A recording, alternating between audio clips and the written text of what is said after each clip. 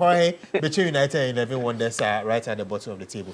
But also in the AFCON, Kwesi Appiah led Sudan to their first win in the competition. That's a very huge achievement for them because they have barely won games at the AFCON.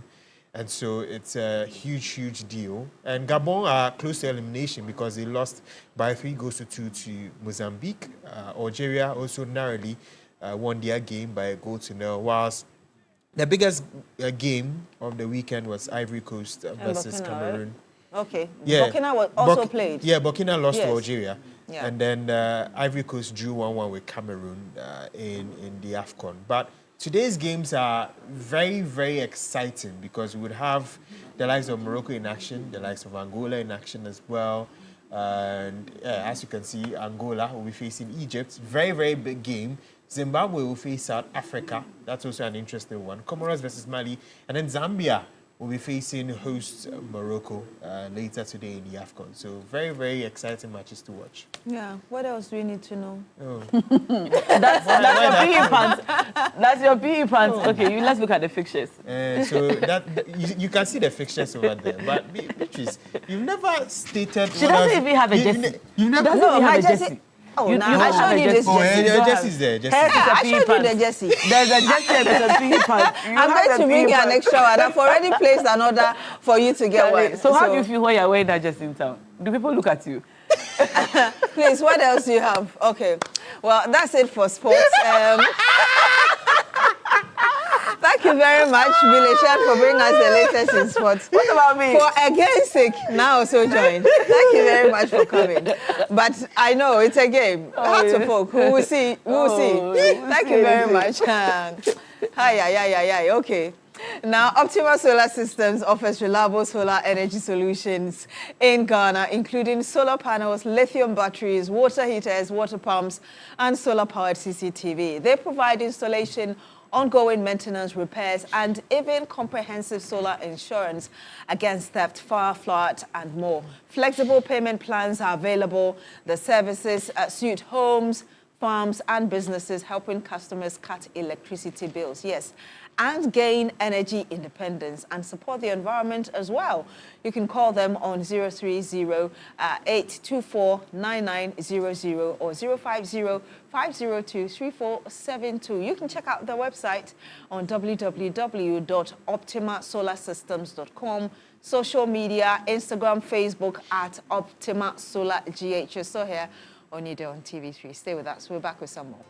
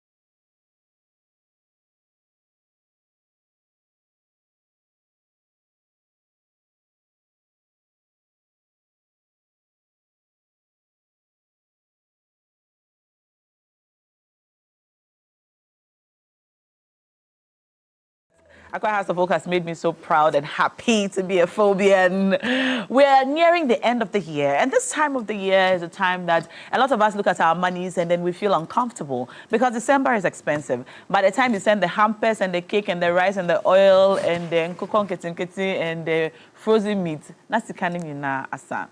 A lot of us find ourselves borrowing money in January. It's very difficult to find who to borrow money from because the money is just not there. We do this every year.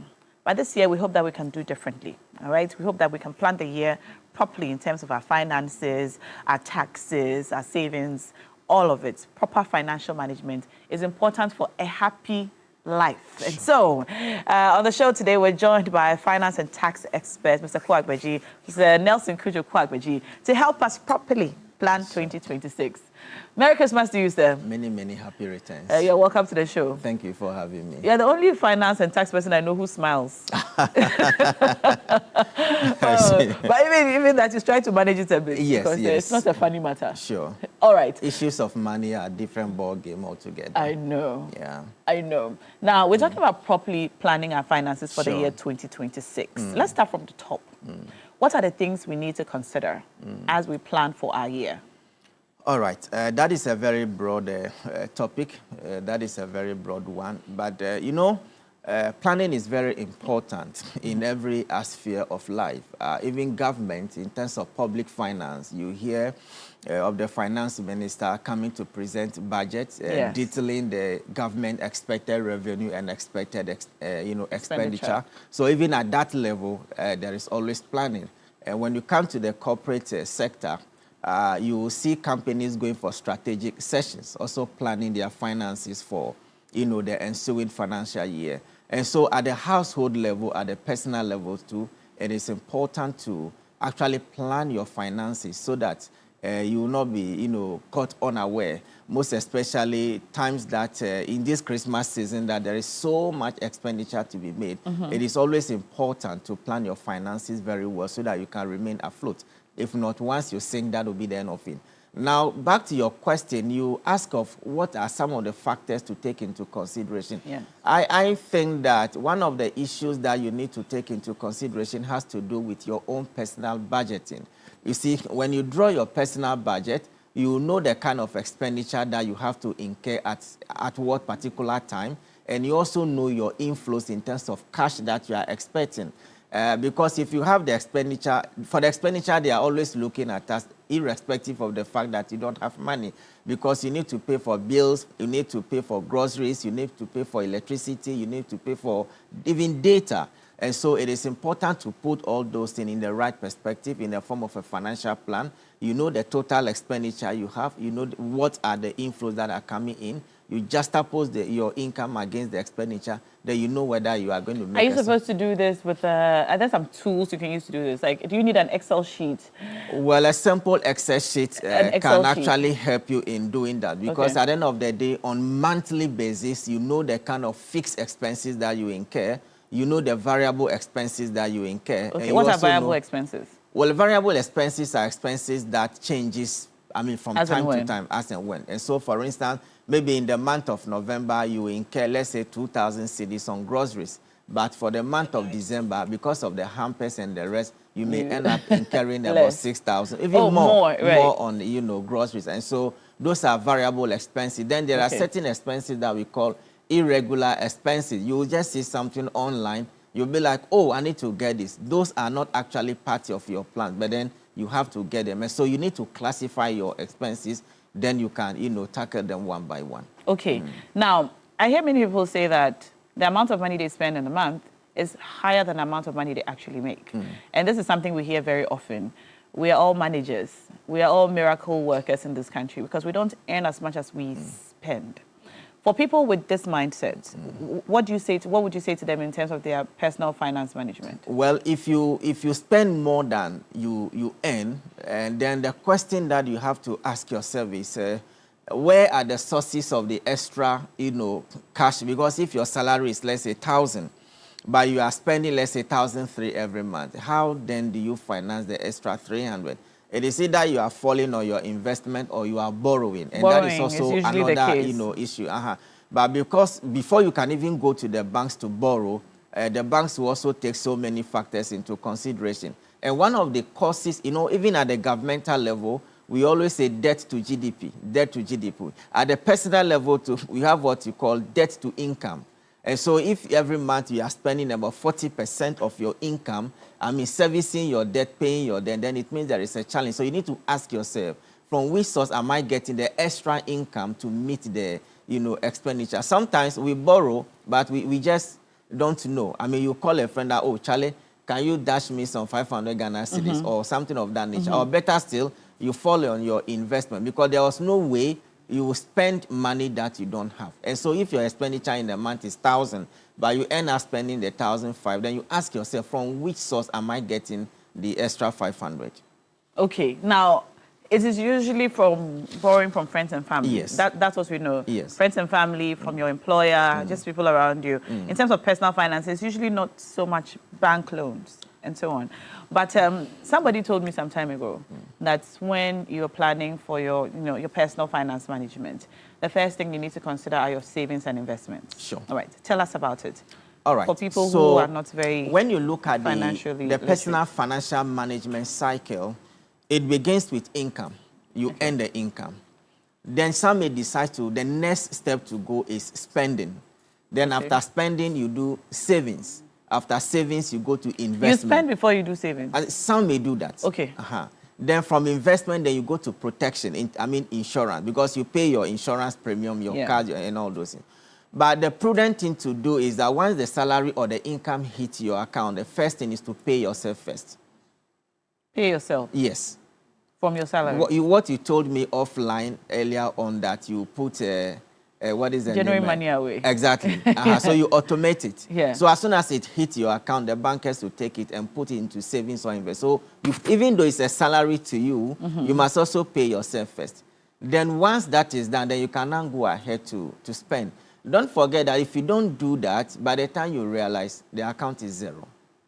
And so it is always prudent to allocate about 40% of your income to savings and investment, and then the 60%. 40%? Yes, depending on how much you earn. So if you earn 1,000 cedis, yes, you must save 400 cedis. 400 cedis. And invest you must save and invest 400 cedis. Okay. Then depending on your expenses for the period or the month, then you spend 60% of it. And if you do that continuously, uninterrupted, you end up building a lot of wealth for yourself. Okay. And the thing is that there is a clear-cut difference between investment and savings. I mean, most people normally confuse the two. What's the difference? Okay. In terms of purpose, investment is to, generate wealth.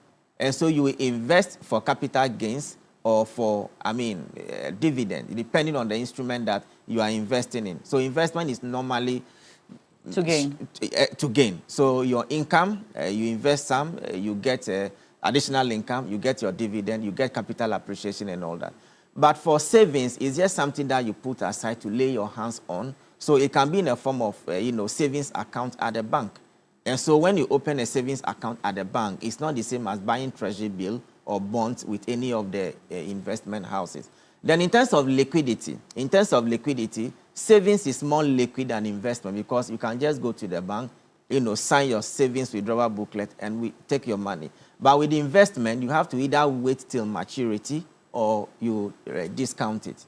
So these are some of the differences. Then in terms of, risk, investment is more, it carries a lot of risk. We've seen it in this country where there was a haircut on investment. But, with the banks, with your savings account, you can just go there at any time to actually take it. So that 40% that you are actually putting aside, you can decide, okay, out of the 40%, I'm going to use about 60% for investment and 40% for, savings. So you can rely on your savings as and when the need arises, whilst you defer your investment into the future for spending. Another thing a lot of us grapple with is debt. Okay? It appears it's a vicious cycle. By the time your salary hits your account, it's already spent because you owe somebody, you owe school fees, you owe something that has to be paid. Is it possible, considering our salary levels and the cost of living in this country, for an average salary earner to be debt-free? Well, this is a very difficult question because I have always been saying that as for loan or debt, if you don't need the money, don't go in for it. And so it is a matter of living within your means. If you want to live, above your means, you end up taking that facility or that loan. The banks are always there to give you the personal loans that you want. But I think that we have a lot of people in this country who are just average workers without any issue of debt. So it's possible? So it's possible. Okay. Now, before the banks will also give you the loan or the facility that you want, they also take into consideration a lot of factors. And one of them is cash flow. Now, they look at from which source are you going to pay back the money that you have taken. So in banking, we call it a debt service ratio. And so there is a limit that you must have before you can. Most public sector workers, they call it affordability. So they will tell you, Charlie, I'm not having affordability. Which means that they go to the bank, all right, but having considered their pay slip, the bank realized that they don't have the capacity to actually pay back. And so when you give loan to that person, the chances of he defaulting is very high. And that will also shoot up the NPS. But that's the bank. That's the bank. But people often will take loans from their friends and family. Yes. You have a number of people who you can fall on if you are in a tight spot. Certainly. And they would usually give you. They will usually give you. And by the time your salary comes in, then you have to pay them. Because he knows that end of month, you take your salary, so he's also expecting his money back. And so the thing is, it's very simple. If you don't need it, don't go in for it. So it is possible? Yes, it is possible. It is. I'm sure you are also debt-free. Yes, I think I am. But okay. When I ask about the average salary earner, I mean a person who has one stream of income, only one, so that probably has a child or two, exactly, has a spouse, they have bills to pay, they have fees to pay. And so I have multiple streams of income. So I'm not the typical case here. This is the average Joe. Okay. Because the issue of personal finance planning, oftentimes, as I have come to see it, is not because people are extravagant in their spending, but it's just really because it is difficult to see it as possible to live well, save, invest, and be debt-free. You see? Yes. I don't want us to talk about the ideal situations. I want us to talk about the real situations that, you know, the average Joe faces. You have 2 children. They go to school. You have 1 job, right? Sure. You want to save. You want to invest. You want to spend. You want to spend. And you want to be debt-free. Yes. While paying your rent, paying utilities, paying their fees, paying for healthcare, paying insurance, paying property rate. I mean, all the many things that is like realistically? Yes, it's possible. We can do this. It's possible. Yes, you can do it. So as I did indicate, you can only do this if you are actually living within your means. Exactly. But if you want to go beyond that, that is where you face some of these challenges. These challenges. You see, another thing that I will quickly add, you've already mentioned it, has to do with streams of income. If you are somebody who works from 8 to 5, and you don't have somebody who says side hustle, then it becomes difficult, especially living in Accra. I mean, you wake up, your landlord is looking at you, have to pay rent. There are certain fixed expenses that you have to take care of at the end of the month. And so if you know that one stream of income is not sufficient to take care of your expenses, then it means that you have to look for alternative means of earning, income, so that, it can be sustainable. If not, then you fall into the category of people who are working, yet they are so much in debt. Yes, a lot of people live from hand to mouth, really. Salary, spend. Salary, spend. Now, that's a good case. Because for many others, it's salary, spend, debt. Salary, spend, debt. All right. Now, let's break it down. Can you give us tips, practical tips, as we start the new year? All right. Just practical personal finance tips. All right. So number one, I think you need to have a clearly defined source of cash flow. When I mean cash flow, I mean cash inflow. Is it your salaries? Are you a sole proprietor? Are you doing some side hustle? You need to clearly define them. Okay. Now, once you clearly define your source of income, then you can now prioritize your expenses. Earlier on, we mentioned 3 categories of expenses. Yeah. Fixed expenses, that one, no matter what you incur, you have to pay. Rent, utilities, and those kind of things you pay. Then your variable expenses, you have to know how much you incur in them. And sometimes we don't take note of it, but you realize that what you spend in the month of June is even higher than what you spend in the month of May. Meanwhile, inflation is relatively stable. So you need to define your expenses. And then you also try to avoid impulsive buying, most especially now that most of these things that we buy, they are online, or you visit a friend's room, is having something, then quickly you want to buy. Meanwhile, that particular item is not part of your expenditure for that period. So we need to try as much as possible to avoid that. Then again, at government level, we've been talking about import cover. At least it should be 3, your reserve should be 3 months of import cover. Now, the question that I'll ask you is, if you decide to quit Media General today, for the next 6 months, how are you going to survive? You get it? And so, at a personal level, I think we can also do 6 months of expenditure reservation. I mean, you put something down that can last you for a minimum of 6 months, so that in case, something happens and you have to exit your job or something untoward happen, at least you know that for the next 6 months ahead of me, I should be able to, to survive.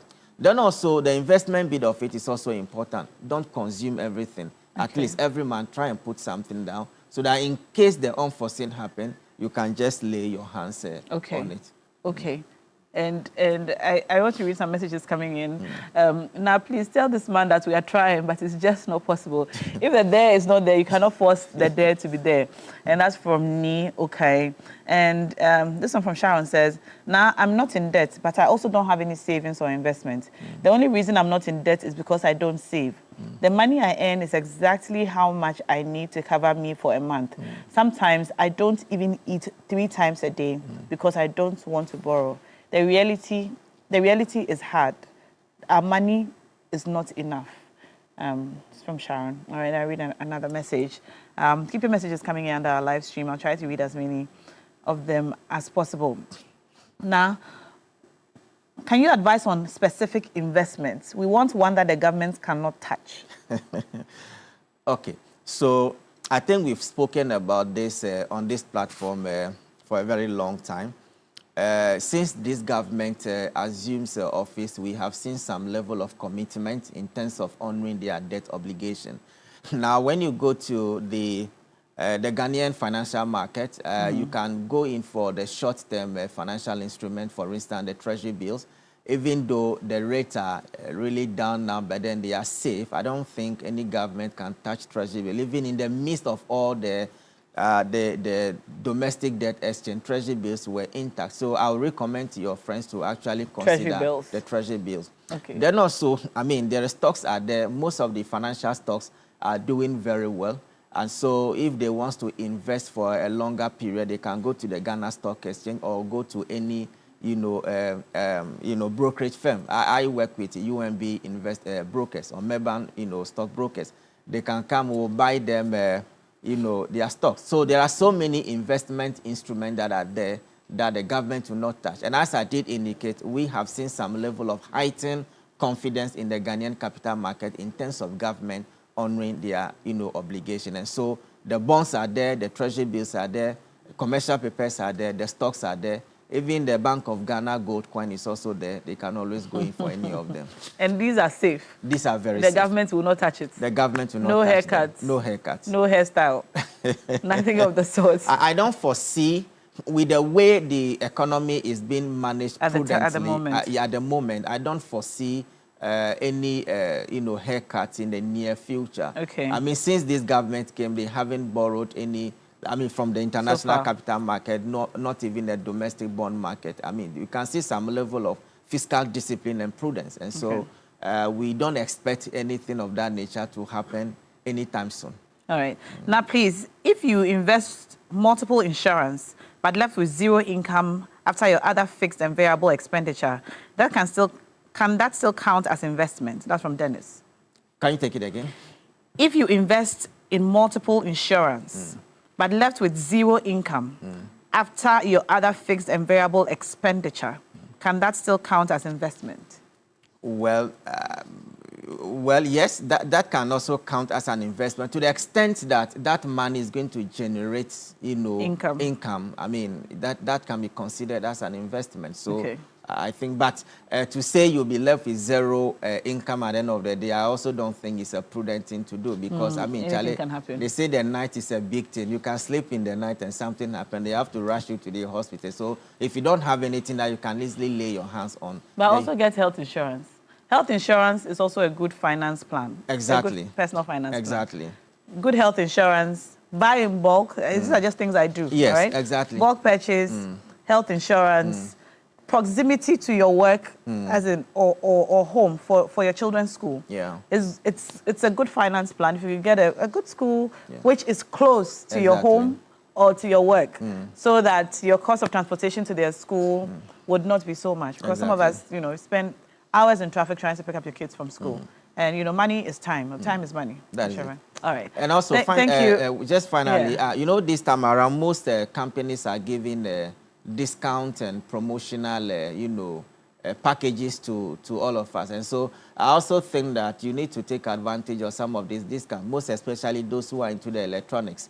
They are giving 30%, they are giving 25%. And so it is also another key thing that we need to take into consideration because something that could have cost, let's say, 1,000 cedis, you can buy it around 850, 900. So by that way, you're also saving something small. So taking advantage of promotional packages and discounts is also very important. Thank you so much.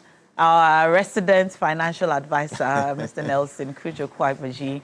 We hope that you learned something from this conversation. And if you missed some of it, you can go back and watch the full conversation on our Facebook live stream. All right, if it's your birthday today, we're sending you love, wishing you a very happy birthday. To Nana Duma Gifty, God bless your new age. For Mr. Kujo Cute, one day. All right, happy birthday, Nana. And Mawena Daniela Adam. Hey, is this Mr. Danny's daughter? Oh, beautiful little child. I love her shorts. Happy birthday. That's like the shorts you wore to the all-white party yesterday. Happy Happy birthday. You're 9 years old. Daddy loves you so much. We all love you so much. Happy birthday, Mawina. Mawina, New Year, come for your birthday presents from Beatrice and I. Okay, Beatrice and I. Yeah. But come New Year. Just tell Daddy what you want. And we'll give you more than that. Also, happy birthday to Recall Aite. Happy birthday, baby girl. Happy birthday. Pastor Samson Obin Tete from Reverend David and the Pastor family. Happy birthday. I like the name. I've never heard such a name. Pastor. Yeah. It's nice. Jude Etonam Kuduaji. Happy birthday. God bless you abundantly from your family. We have a lot of children today. Yeah. That's lovely. Etta Winner Morgan. Happy birthday. God keep you safe. Amen. Amen. Edna Nadole Ado from your sister Edith and the family. Happy birthday, Nadole. Auntie Alexis Johnson AEC, cheers to greatness from Nana Ose to you. Ni Note Opimbo Agbo, the second. Kotobabi Manche, age gracefully from Sabina Norte to you. Nana Onkwaso. Emilia Nkrumah, wishing you long life and prosperity. Have you seen the eye she's giving in that photo? Yeah, don't be small. It's the hair for me. Harriet Tamaklo, God bless you, my daughter. And that's from Chairman Godwin Tamaklo and the entire family. Wow. Manasseh Ni Latte. God bless your new age from your parents. We have Davlina Sefam. May God richly bless you. Betiowusu Duku, wishing you long life and prosperity. Baron at Ofinsu Old Town. God bless you from your friends and family. Alice Nyako, may your day be as bright and beautiful as you are, from your friend Dennis Ej. Happy birthday to you, Alice. Mrs. Abigail Oredu, may the good Lord bless you, from Daniel Opoku here. Oh, lovely, at TV3. Happy birthday, ma'am. Shitopa Mensa, wishing you good health and long life from Daddy Mensa. Happy birthday to you, Shitopa.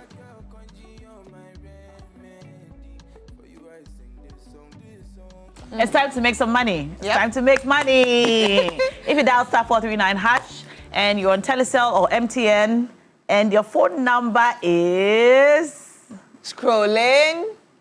025-625-4****. Congratulations. Check your wallet now. 1,000 cedis has dropped hot in your account. For the beginning of the week. And that's our show for today. Yes. This is the final Monday for the year, right? Yeah, it is, It's actually. the final Monday. Wow. We wish you the very best of the day and the very best of the rest of 2025. We brought you the show from 6 a.m. This is TV3 Newday. Roland Walker was here. My name is Nash Shoko. I'm here with... Beatrice Edu. Thank you so much for joining us today. Bye-bye.